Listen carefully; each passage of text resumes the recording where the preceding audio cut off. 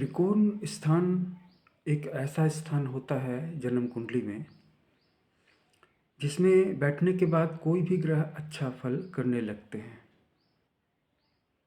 शनि मंगल राहु केतु पाप ग्रह शुभ ग्रह क्रूर ग्रह सूर्य कारक ग्रह अकारक ग्रह सभी अच्छा फल करने लगते हैं। ऐसे तो लग्न को भी एक त्रिकोण माना जाता है, लेकिन विशेष रूप से पंचम और नवम भाव को ही त्रिकोण माना जाता है। इससे एक और नया नियम है, जो कि दरअसल में नया नियम नहीं है। नियम तो हमेशा से काम कर रहा है, लेकिन अनावृत हुआ है। वो ये है कि आप किसी भी ग्रह को ले लीजिए, उस ग्रह से त्रिकोण में कोई भी ग्रह बैठेगा तो वो उसके लिए अच्छा फल करेगा। अगर आपको पंचम स्थान में कोई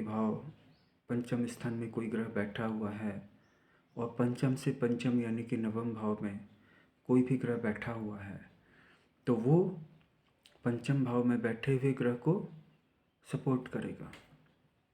लग्न में अगर कोई ग्रह बैठा हुआ है तो वो पंचम और नवम दोनों भावों में बैठे हुए ग्रहों को सपोर्ट करेगा और राशियों को भी सपोर्ट करेगा।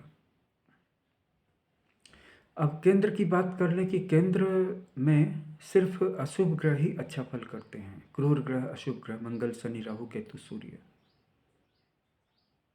यहाँ पर जो शुभ ग्रह बैठ जाते हैं जैसे गुरु, शुक्र इत्यादि, तो ये पता नहीं क्यों अपना अच्छा फल नहीं दे पाते हैं इतना यहाँ पर। लेकिन ये अपना अच्छा फल अपनी दृष्टि के माध्यम से देते हैं, जिस भाव पर भी दृष्टि डालते हैं। तो केंद्र यानी कि लग्न में, चौथे में, सप्तम में और दसम में कोई भी शुभ ग्रह बैठा हुआ है तो उसकी दृष्टि पड़ेगी जिस भाव पर भी, वो भाव अच्छा फल करेगा। लेकिन वो जहाँ पर बैठे हुए हैं अच्छा फल नहीं करेंगे। कुछ ज्योतिष के ऐसे भी मार्ग है जहाँ पे माना जाता है कि ये यहाँ पर बुरा फल भी करेंगे, लेकिन कुछ का मानना है कि इनका अच्छा फल विथहोल्ड हो जाएगा और वो दृष्टि के माध्यम से मिलेगा। मेरे ख्याल से यही वाला सही है, क्योंकि अच्छे ग्रह केंद्र स्थान में बैठेंगे, बुरा फल क्यों करने लगेंगे। केंद्र स्थान में बैठा हुआ कोई भी ग्रह, उसकी जिम्मेवारी होती है कि वो आपको सपोर्ट करे, चाहे वो मौजूदगी के माध्यम से करे या दृष्टि के माध्यम से करे। फिर और सारी बातों का भी फल मिलता है, जैसे कि नीच का ग्रह कहीं पर भी बैठा हुआ हो तो उतना अच्छा फल तो नहीं कर पाएगा। उच्च का ग्रह कहीं पर भी बैठा हो कुछ तो अच्छा फल दे ही दे करके जाएगा। जन्म कुंडली के सूक्ष्म रहस्य हैं जो बड़े बड़े प्रेडिक्शंस को बदल देते हैं। तो जो जन्म कुंडलियाँ ज़्यादा पेचीदी होती हैं, अगर उनको थोड़ा सा डबल रिव्यू किया जाए, यानी कि थोड़ा और समय लगाया जाए, उसमें थोड़ा और टाइम दिया जाए, तो वो उनके सारे छिपे हुए रहस्य अनावृत हो जाते हैं और सामने आ जाते हैं। केंद्र और त्रिकोण के अलावा त्रिक भावों का 3, 6, 11 भावों का भी विश्लेषण होना चाहिए, क्योंकि इन भावों में बैठे हुए ग्रह अच्छा फल नहीं करते हैं या मिश्रित फल करते हैं, और 6, 8, 12 भावों में बैठे हुए ग्रह निश्चित रूप से बुरा फल करते हैं। अगर कोई कारक ग्रह, अच्छा ग्रह, शुभ ग्रह भी बैठा हुआ है तो वो वहाँ पर जा कर के उसी की बोली बोलने लगेगा। षष्ठम भाव जो कि क्रिटिकल है, अष्टम भाव जो कि प्रेडिकामेंटल है, और 12th हाउस जो कि एक्सीडेंटल है। तो ये तीनों हाउसेस जो हैं, आपको इसमें चाहे अच्छे ग्रह बैठ जाएं चाहे बुरे ग्रह बैठ जाएं, बुरा फल ही करते हैं। लेकिन अगर छठे स्थान का स्वामी, 8वें स्थान का स्वामी और 12वें स्थान का स्वामी इन्हीं तीनों भावों में किसी तरह से एक्सचेंज ऑफ प्लेसेस करके, अदला बदली करके बैठा हुआ है, तो फिर ये भाव बुरा फल नहीं करते, ये फिर अच्छा फल करने लगते हैं। अगर दसम भाव पूरी तरह से खाली है तो व्यक्ति बहुत उम्मीद करता है लोगों से कि मुझे ये मिल जाएगा फलाने व्यक्ति से, या मैं उस शहर में जाऊंगा तो वहाँ पर मुझे जॉब मिल जाएगी। उम्मीदें टूटती रहती हैं, फिर उम्मीदें जोड़ता रहता है। लेकिन अगर नवम भाव पूरी तरह से खाली हो, तो ऐसे व्यक्ति का जो बैकग्राउंड होता है, वहाँ पर से सपोर्ट शून्य हो जाता है।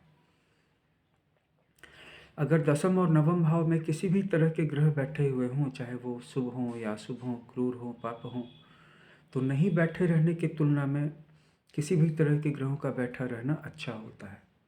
क्योंकि जिन भी हाउसेस में व्यक्ति के कोई भी ग्रह नहीं बैठे हुए होते हैं, वहाँ पे उसका एक्सपीरियंस शून्य हो जाता है, जिसके कारण कि भविष्य में जब कोई नई परीक्षा आती है या कोई नया टेस्ट आता है, तो वो बिल्कुल फेल हो जाता है,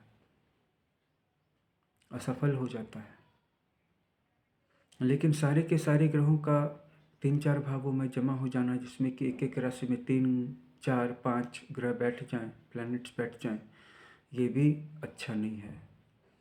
ऐसा जातक एकांगी हो जाता है, एक तरफ तो वो बहुत तेज़ हो जाता है, बहुत फ़ोकस्ड हो जाता है, लेकिन जीवन के बाकी सारी लाइन्स में वो एक्सपीरियंस के मामले में ज़ीरो हो जाता है, शून्य हो जाता है, और वैवाहिक जीवन पे असर पड़ता है। मैं 10 में से 9 कुंडलियों को मैंने देखा, 9 कुंडलियों में या तो वो जीवन साथी से दूर हो गए थे या जीवन साथी मिला ही नहीं था। हाँ, इतना ज़रूर है कि एक कुंडली फिर भी अपवाद हो जाती है। अपवाद बनाने के लिए वहाँ पर कोई ग्रह बैठा होगा। कभी कभी केंद्र में बैठा हुआ गुरु दोष को दूर कर देता है, लेकिन उसकी दोष दूर करने की शक्ति को भी एक और ग्रह समाप्त कर देता है। जैसे कि राहु अगर गुरु के साथ बैठा हो, तो गुरु अब जो कुंडली के लाख दोषों को दूर कर रहा था, हजारों दोषों को दूर कर रहा था, अब राहु उसके साथ आ गया। अब गुरु और राहु मिलकर के गुरु चांडाल दोष बनाएंगे, तो कुंडली के बाकी भी जो अच्छे योग हैं सब नष्ट हो जाएंगे, समस्याएं बढ़ जाएंगी, उनका समाधान नज़र नहीं आएगा दूर दूर तक। इस तरह के बहुत सारे छिपे हुए योग बनते हैं। कुछ योग स्पष्ट होते हैं। जन्म कुंडली के विश्लेषण में पहले स्पष्ट योगों को देखते हैं, इसके बाद फिर सेकंड रिव्यू में और थर्ड रिव्यू में छिपे हुए या हिडन योगों की तलाश करते हैं, और संभवतः 2 या 3 रिव्यूज काफ़ी होते हैं किसी भी जन्म कुंडली की छिपी हुई संभावनाओं को या बुरे योगों को भी जांच करने के लिए, उनका पता करने के लिए। और वैसे एक रिव्यू भी कम नहीं है। अगर एस्ट्रोलॉजर अच्छा हो तो एक रिव्यू में भी काफ़ी अच्छे इंसाइट्स दे सकता है। धन्यवाद वॉच करने के लिए।